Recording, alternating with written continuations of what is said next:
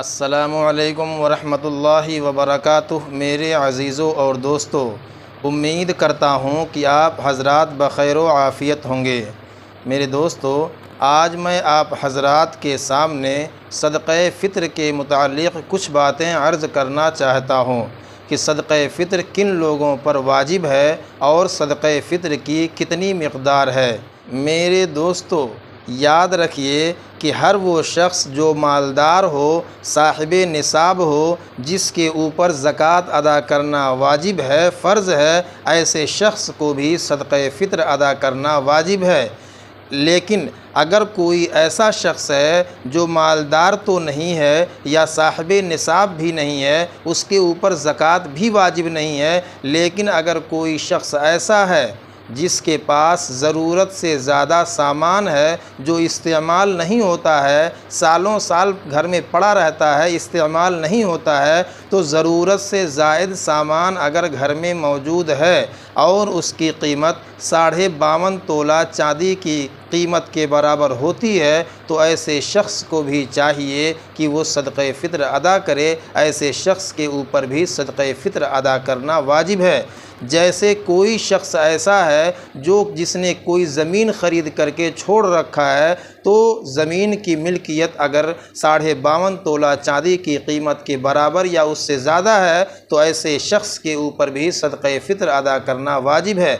या इसी तरीक़े से घर के अंदर कोई ऐसा सामान है जो ज़रूरत से ज़्यादा है, घर में इस्तेमाल ही नहीं होता है, तब भी ऐसे शख्स के ऊपर कि अगर उसकी कीमत 52.5 तोला चांदी की कीमत के बराबर हो या उससे ज़्यादा हो, तब भी सदक़े फ़ित्र अदा करना वाजिब है।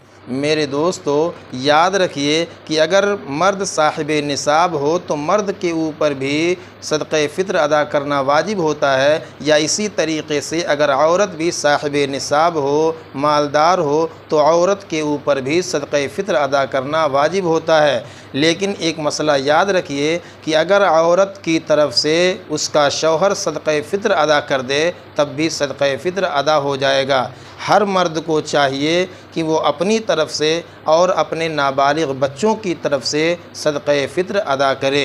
याद रखिए कि अगर कोई वालिद, कोई शख्स अपने नाबालिग बच्चों या बालिग बच्चों की तरफ से भी सदक़े फ़ित्र अदा कर दे, तब भी सदक़े फ़ित्र अदा हो जाएगा।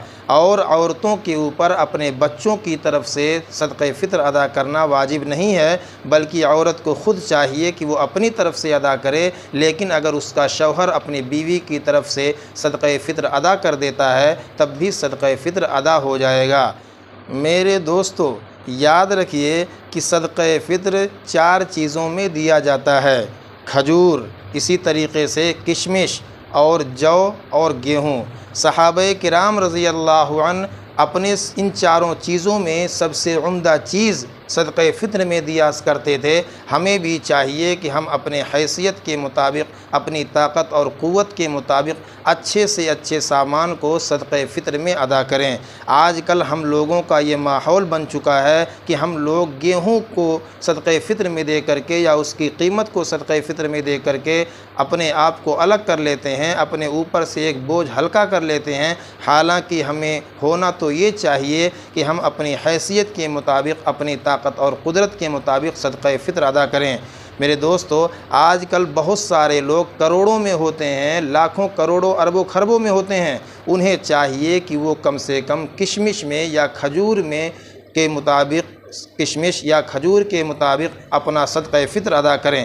और जो एकदम नीचे दर्जे के हों, जो कमज़ोर किस्म के मुसलमान हों, जो बहुत ज़्यादा मालदार ना हो, ऐसे लोगों को चाहिए कि वो लोग गेहूं या उसकी कीमत या जौ या उसकी कीमत अदा करें सदक़े फ़ित्र में। मेरे दोस्तों, याद रखिए कि किशमिश और खजूर या इसी तरीक़े से छुआरा अगर हमको देना हो तो इसकी मिक़दार 3.5 किलो होती है। 3.5 किलो हमें खजूर भी देना है और 3.5 किलो हमें किशमिश भी अदा करना है। या तो हम 3.5 किलो अदा करें या तो 3.5 किलो की कीमत अदा करें।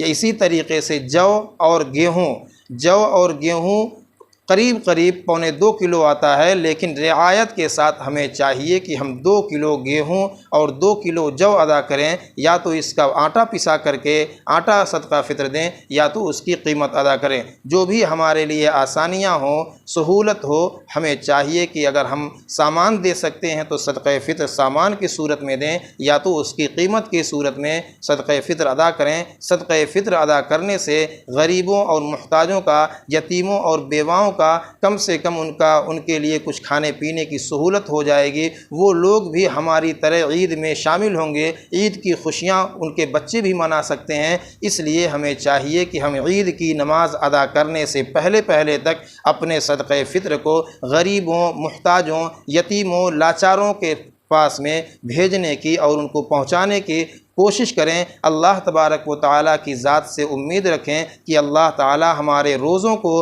और हमारे सदक़े फ़ित्र को और हमारे हर नेक आमाल को कबूल फ़रमाए। मेरे दोस्तों, याद रखिए कि हर शख्स को चाहिए कि वो सदक़े फ़ित्र अदा करे, अपनी तरफ से भी अदा करे और अपने बच्चों की तरफ से भी अदा करे।